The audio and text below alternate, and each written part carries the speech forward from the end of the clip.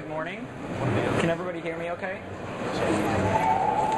I'm Michael Jennings. I work for Lawrence Berkeley National Lab, and I'm the primary developer of a tool called the Warewulf Node Health Check. Some of you might remember me from MoabCon. I gave a presentation there. If you're wondering if this is going to be the same, well, yes and no. I'm going to go over a lot of the new features that just came out within the past few weeks. And I brought along a colleague of mine. She's not a developer of the script, she's a user of the script. And I thought you might like to hear from somebody who's actually making use of it on a day-to-day basis rather than just hearing from the guy who wrote it. He might be a little bit biased. So I'd like to introduce Jackie Scoggins. Thank you. Thank you, Michael, for that introduction. I need to learn how to work this, so who wants to tell me? Just push the arrow button? Where did my man go? Okay. This one? Yep. And just turn it this way. This way, this one. There we go. Okay. Welcome, everybody, and thank you all for coming out to listen to us talk about the Warewulf Node Health Check. As Michael mentioned to you earlier, my name is Jackie Scoggins, and I am at Lawrence Berkeley National Laboratory. One of the things I wanted to talk about is what is NHC and why do we use it? Node Health Check was something that was referred to as a hook off of Torque. It was something that can run before jobs start, something that can run after a job has completed. It performs things to check for failure of nodes, so it can offline a node in PBS and making sure that jobs did not run if there were certain things that you were checking for that would prevent the node from being healthy. So one of the things we noticed is that Torque imposed no restrictions and blocks until script completion. So it basically would run and wait until everything was completely finished before it would release it. So Michael developed Node Health Check a little bit on that premises, but it's a little bit better in a little different ways. So why do we use it in our environment? One of the things I liked about it was the fact that we were running over about 1,500 nodes with 21 computational clusters, 300 jobs daily that are going in and out of the nodes in 15 different departments, and over about 40 queues. I manage the scheduler at the site. So we have this thing called a super cluster, super computing environment, where we have multiple departments that are individually owned, and they purchase them themselves, and they actually have their queues set up for their own environments. And then we have our own environment that we purchase our own systems from, and we set up queues basically to share amongst the environment of users who needed to have computational resources. One of the challenges was keeping track of nodes and why jobs weren't starting, and when jobs did start, what was causing the jobs not to actually complete, or failures that would happen. And one of the things that I liked about Node Health Check, with managing over 1,500 plus MOMs, as everybody knows, PBS MOM, if you're familiar with Torque, that's the resource manager server, and it can check to see if the nodes are available, it checks to see what resources are available on the nodes, and it helps the scheduler like Moab decides where the nodes would be, the jobs would be best to fit on the node. Well, there are times when you may have issues with a node that you may not catch. Like for instance, if tip is not mounted because the disk failed, or if the local scratch space that you have out there is no longer full. So there were things that we found just on 1,500 nodes. It was kind of complicated to keep track of and keep monitoring. So Node Health Check actually in our environment helped alleviate a lot of these problems. We have over 30 network mounts. We have Linux NFS. We have a Lustre file system. We have local individual cluster departments who bought I/O devices for their own selves so that they can put data onto their systems. Am I still running? Okay. And basically, it became more of, however, it was individually architect and how it was globally architected, we had to manage all of this. So we have over 30 different distinct node types as well. So one of the benefits that I found, it was simple and it was modular for Node Health Check. I mean, basically, I'll get on this on the next slide. All you need to really know is Bash. and that made it so much easier. It was easy to track problems, and one of the things that the Node Health Check problem does, the script does, and Michael will explain a little bit more in details, is that it will give us a message on the nodes of why that node is no longer online. So we know when we go look at PBS nodes minus LN, it'll give us a message stating the reason why the node is not online. And that actually helps a lot. We can monitor items globally and on a per node or per group basics, like I said earlier. It could be for CPU problems, it could be RAM, swap, file system, processors, whatever. But the system, we can see exactly what the problems are because we have individual checks on the nodes that will actually let us know what the problems are. It was very easy to use. He builds the scripts, he provides you with them, so you can immediately start running off with CPU checks, processor checks. You can start off with file system checks, whatever it is that you need to do within your environment. So it was really, really simple. And another benefit of this is he's right across the hall. I could just go knock on the door, but I never have to ask him for any questions because it's very simple, like I said earlier, to actually get involved in it, to get it started. One of the reasons why I think you should use it is that it is easy to deploy, it is easy to configure, and it's very easy to use. How many of you guys use a scheduler at this present time now? How many times have you heard users call up or users get on a node, their jobs start running, and the file system went out from under them and they weren't able to write at that very last minute and that job bombs or crash? I mean, it's to the point where more jobs may come on because this may happen over a weekend, it may happen at night. You're not there, you're not present, so the nodes are still actively running because PBS knows and PBS mom thinks the node is alive. There's no reason for it to think because the file system's off, PBS mom isn't running because it may be on a different file system. Well, we charge at our job. We charge for processing for people to run on our system, and it's a pain to have to refund people when you don't need to.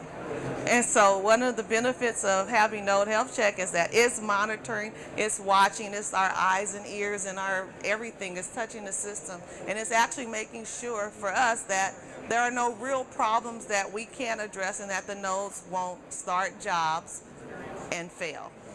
So it prevents us from having to refund jobs. It prevents us from having to explain to the user why their job crashed at the end of a 200-hour run or 80-hour run or a 24-hour run. It just depends.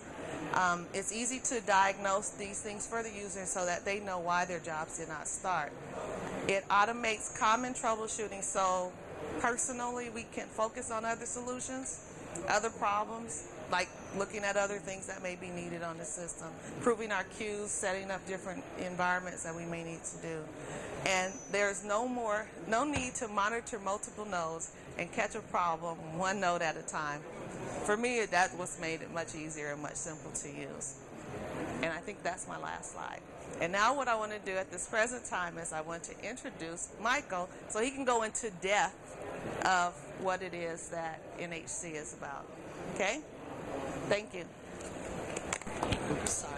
So I wanted to start by going over some of the new features that have recently been added.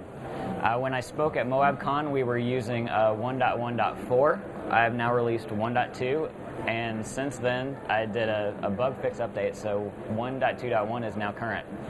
1.2 was a pretty big change. One of the most fundamental changes that I did was I went back and I refactored large portions of the script itself as well as the underlying checks so that I could write unit tests for all of them.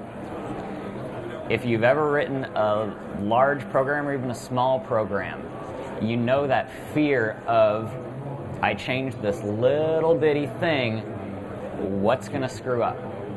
Have I messed something up for somebody else's system? Have I made a subtle logic error that I won't catch but somebody else is going to catch? So the unit tests allow me the ability to run through all of the checks that I've written in lots of different little corner cases to make sure that the expected result matches up with what I'm actually getting. So I don't have to worry too much about subtle breakage. I also added support for defining variables inside of configuration files. Before, if you wanted to change settings, you either had to edit the script or you had to go in and set up the environment in advance. You don't have to do that anymore. You can put environment variables in the config, and you can use the same matching syntax that we'll talk about a little bit later to define which nodes get which variables. I added a lot more variables, a lot more customization that you could do. And I added support for NVIDIA HealthMon. You may not have heard of this. It's actually quite new. NVIDIA has just released the development version of their TDK, their Tesla Deployment Kit, version 3.304.3, if memory serves. And they included with that a script called NVIDIA HealthMon, which goes through and does a whole bunch of very in-depth checks on their GPUs to make sure that everything's working properly. And we have support for that now. I added something called Detached Mode, which a lot of you might be interested in, but I'll go into depth on that later. I added some disk space checks and a process blacklist. One of the checks we have allows you to look and make sure that a particular daemon is running. This blacklist allows you to make sure that something is not running, like, say, rogue SSHD processes for users who shouldn't be on the node. And 1.2.1 was mostly a bug fix and cleanup release. I had a guy named Ole, I think is how you pronounce his name. He contributed several things, including a log rotate script and a cron wrapper for us. I fixed some problems. I don't know if you've ever noticed, done a PS. If somebody has a user ID that's longer than 8 characters, it shows up as a number, even though it was able to resolve that UID to a user ID, it still shows up as a number in PS. And we try to enforce an 8-character limit for that reason, but you know how users are. That doesn't always happen. So I added some code that would actually detect that and go back and resolve the user ID so that things like the job checks for authorized jobs and authorized users would actually, work. Ole also found a bug. We do the notes in PBS nodes a little differently for most sites. We consider a missing note. If you don't leave a note, we just assume that you didn't actually want to offline that node. We require notes if you're going to offline a node, and so it treated no note as if it could just take over handling of that node. Well, in his site, they don't use notes the way we do, and so he would offline a node for testing, and Node Health Check would come along and say, oh, that node looks fine to me, I'll put it back in service. Obviously, that's not what we want. So I took care of that. And I also added a variable for authorized users on the node. We have a lot of sysadmins and user services personnel who make use of that. So there's a lot of new features. I wanted to go over the configuration file syntax in case you haven't seen it. It's actually very flexible. You can take one configuration file and use it across your entire cluster, whether you have homogeneous nodes or whether you are like us and you have over 30 different types of nodes under one umbrella. You can still use one configuration file and handle all of them, because at the very beginning of each line is a match. You can match using a wildcard or you can match using regular expressions. Either one will work. And you tell it which nodes you want it to run the check on. Or in this case, I added this to specifically call out the fact that you can do variables in the same way. So up here, star obviously means everything. The double pipe is your delimiter, and then everything on the rest of the line is your check. Now a check is just bash, so you can do technically anything you want to. But here we're setting variables. Max sys UID I'll talk about a little bit later. This is a fairly obvious one. If I have utilities for torque that I want to add to the path, or the HealthMon script, if it's not in my path, I can change the path in that way. And then I have some basic checks. This one makes sure that there's a root-owned SSHD that's running. If you use your system in such a way that you have not disabled the killer or disabled overcommit in the kernel, you've probably experienced the the kernel coming along and killing your SSHD, and suddenly you can't get into the node. Well, obviously that's not a node that you want to have running jobs anymore. But if you're using if you have TM support, Torque is still perfectly capable of executing jobs even though SSHD is gone. So we flag that and we offline those nodes to make sure that if the node has been run out of memory and could be in an arbitrarily bad state, we definitely don't want jobs running anymore on that node. I have checks here for different types of processors. For our Nehalem systems, we have 2 physical sockets, we have 8 cores, and then we don't use hyper-threading, so we also have 8 threads. The HT is for hyper-threading. If you turn on hyper-threading, you'll get twice the number of threads that you have cores.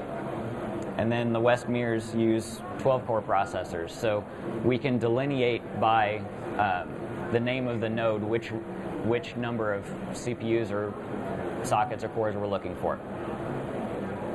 And then the bottom is just to illustrate a regular expression check, and we're looking for a certain amount of physical memory. You can check for a minimum and a maximum. You can leave either one blank if you want. Obviously, if you leave the first one blank, you better put quotes in there to make sure that it's not, that Bash doesn't interpret it as the first parameter rather than the second one.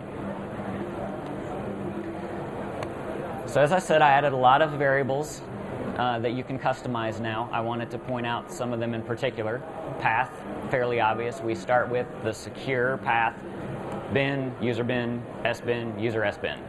If your Torque installation is not installed in the default prefix, you might need to change that. There's a couple ways you can do it. You can either define your path, or you can specifically set the direct path to like your PBS nodes command. So all of your executables that you use have variables now to define where they're located, so you can set that variable, or you can set your path and just leave the default, which doesn't have an absolute path. Mark offline is a big one. If you can set your PBS mom to mark itself down if there's an error. If you prefer to use that, you might want to turn this off. If you set mark offline to 1, which is the default, it will actually go and set the node to be offline in Torque, and will set a note on that. I don't know if you guys have ever used the notes within Torque, but you can assign a little string to each node and tell why it's in the state that it's in. And Node Health Check uses that capability extensively, so that, as Jackie said, you just run pbs nodes-ln, and it gives you a big list of all of your nodes that are down or offline, and it shows you which ones Node Health Check offline and why. So it's very easy to get a quick overview of your nodes and the state that they're all in. I talked about this a little bit before. We have user services personnel and admins who may need to run jobs on any arbitrary node at any time. We're getting ready to activate the kill feature of one of our checks that will actually terminate processes for users who are running on a node and shouldn't be. We have a couple of pieces of software, QChem being a big one, that likes to leave processes lying around after it exits, and our users are all too happy to get the extra free time, but Jackie said we charge for that, and so we can't really allow users to run over their wall clock time, especially since they're probably going to be interfering with other users. So we're going to start killing them off, and in order to do that, we don't want to be killing ourselves off. That would, be bad. And so I added support for this variable so that we can put all of our user IDs in there, and it'll leave our processes alone. PBS nodes just allows you to give a direct path to that executable. Timeout. One of the features of Node Health Check is that it has a watchdog timer. When Torque executes the Node Health Check, it is single-threaded and it blocks until that process returns. That's the reason that NHC is written the way that it is, to try to minimize subcommands and to try to be as fast and efficient as possible. But there's also a watchdog timer, so that if, for whatever reason, the script gets hung up, this will kill it off. So your PBS mom will not block forever and ever. If you have a lot of checks, especially a lot of the checks that require subcommands, there aren't very many, but some do, then you might want to set that a little bit higher than the default. I believe the default is 10 seconds. You might want to bump that up a little bit. But in our experience, for all of our nodes, things tend to finish in about 1 to 3 seconds, give or take, depending on how heavily loaded the node is.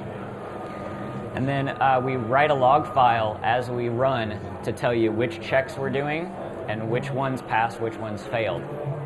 If you have, like if your root file system is in memory, if you boot stateless and you have a limited amount of memory on your nodes, you may not want to be logging to the default of var log, which will probably be on your root file system.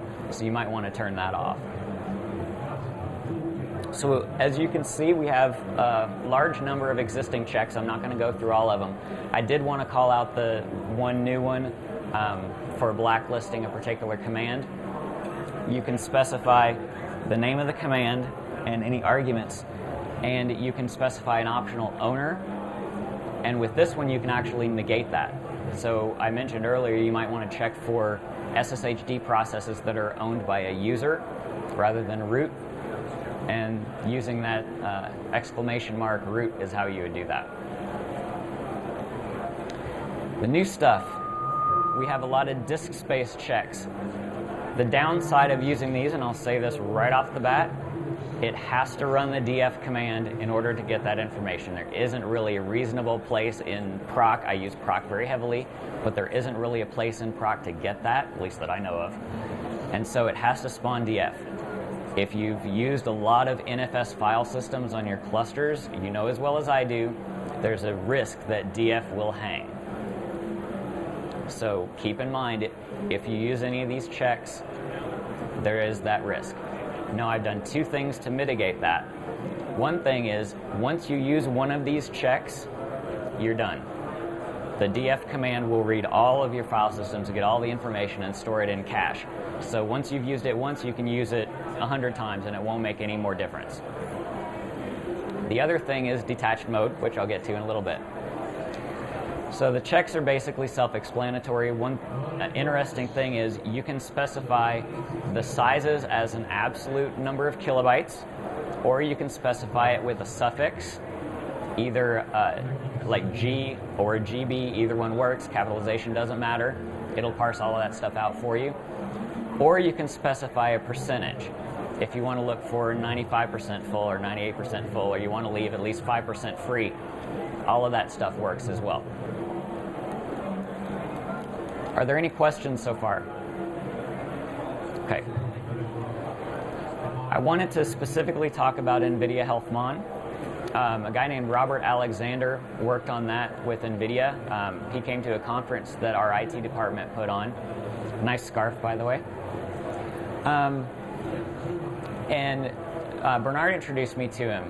He was working on this GPU health check, and Bernard was like, oh, hey, we're working on a node health check. Maybe you guys should talk. So we did, and we're collaborating on support for this, which we currently have, and additional support going forward to help customize the way that the HealthMon script reports back. Right now, you basically execute it, and it runs through a whole series of checks and gives you human parsable output at the other end. If it succeeds, no, there's no problem. It's obviously a pass. If it fails, we currently don't have a way to get explicitly what the problem was. So what we're doing right now is, if it fails, we'll give you a message that the NVIDIA HealthMon failed in the note, and the entire output of the HealthMon run will be output to the NHC log file, so you can go back and check and see exactly what failed. But it's fairly straightforward. It doesn't really take any parameters. Just check NV HealthMon, it'll run and return back, hopefully, success.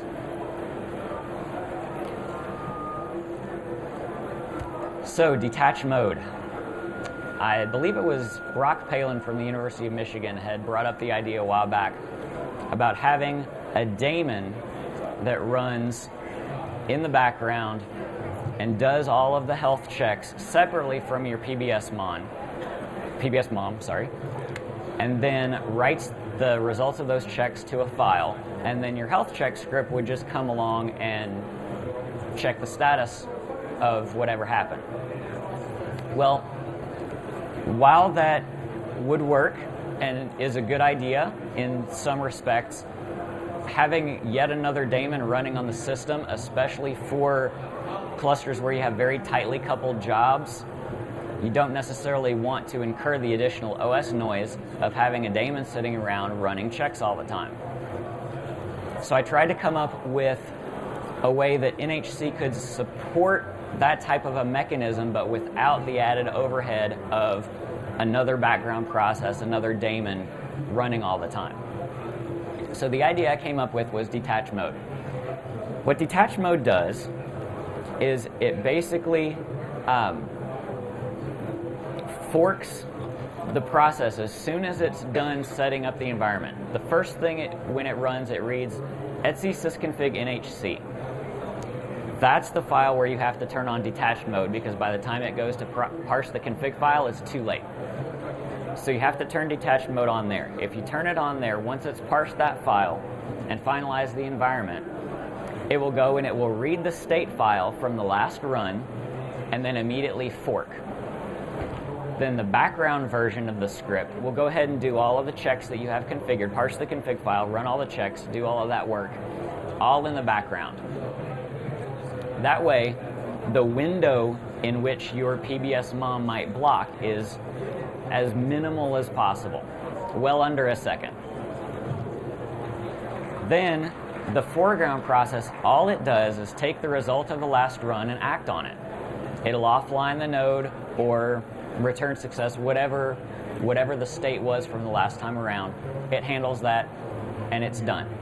So it's very quick, and all of the heavy lifting, things like DF that might block, happen in the background. And once that's finished, it writes the state file and exits. So you're incurring essentially the same amount of OS noise that you would just running the health check by itself at whatever intervals you've configured, whatever time frame you configured. The OS noise is the same. But you don't have to worry too much about blocking your PBS-MOM and having it lock up on you. There's one caveat with Detach Mode that I have to point out. If you have Node Health Check set up to run at job start and at job end, and only at those two times, keep in mind that the results that NHC returns are from the previous run. So if something happens to your node between jobs, a job is about to start, and NHC runs, if the last run was successful, it'll return success, even if something has gone wrong in the meantime. So if you use Detach Mode, I highly recommend you test at job start, at job end, and some time interval in between to try to help your chances of catching a problem before the job begins. How am I doing on time? What time is it? Okay. So I believe Adaptive is going to make these slides available. I have just some tips in here about how to write your own checks. There's extensive information on the website about how to write your own checks. So I'm going to go through this kind of quickly. Because of the situation that we ran into with the host name, when NHC runs, the host name that it uses for all of the matches and all of the actions like offlining the node is whatever is returned from the host name command. Or it's actually technically that file, but whatever host name would return, that's what it uses. We had a user who has an environment where that host name and the host name that Torque recognizes the node as differ.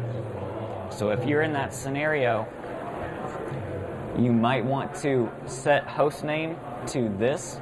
That's a built-in variable that we have, hostname_s. You might want to set hostname to that to make sure that your Torque host name, or set it to whatever your Torque host name is to make sure that offlining works. And this is just a very efficient way to get the last part of your host name as opposed to the first part. We use that for our cluster name. So if you need to use the cluster name for any of your matches, that's a good way, an efficient way to get it.